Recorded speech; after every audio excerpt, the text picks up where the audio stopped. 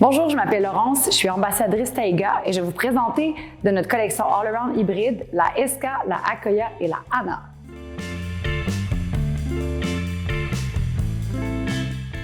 Une des grandes questions qu'on a chez Taiga, c'est en fait quelle est la différence entre la Hana et la Akoya.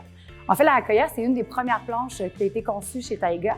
Et puis, on a voulu lui offrir une petite sœur qui est la planche Hana. Donc, techniquement, c'est la même planche de deux couleurs différentes. Ces planches-là, en fait, elles vont être des super bonnes planches d'entrée de gamme pour le subsurf, par exemple. C'est pour ça qu'on les considère comme des planches hybrides.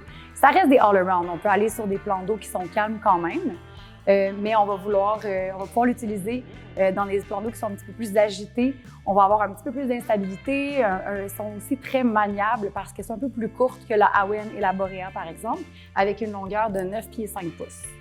La Eska, qui est juste ici, on va l'utiliser peut-être plus dans les vagues pour sa petite taille.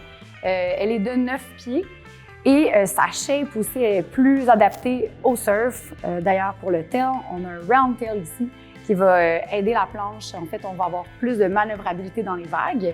Ça va être plus facile à faire tourner. Et également le nose qui va avoir plus de rocker, de giron. Donc un peu plus rond, qui épouse un peu mieux les vagues qu'une planche plus droite comme la Kazoo, par exemple. Considérant le volume et la grandeur de ces trois planches-là, qui sont des planches hybrides, c'est aussi des planches qui vont être plus adaptées peut-être pour des personnes de plus petits gabarits. On peut penser par exemple à des adolescents ou des enfants ou des personnes qui sont plus ou moins de 185 livres et moins environ pour la planche Eska en eau calme. Et pour la Akoya et la Hana, on parle de 215 livres environ, en eau calme également. Donc, si vous hésitez entre les trois planches, on se rappelle que la Akoya et la Hana, c'est la même planche de couleurs différentes.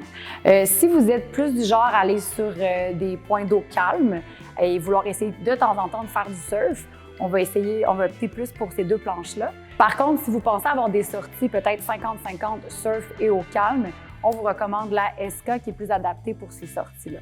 Donc, c'est vraiment à vous de voir quels sont vos besoins.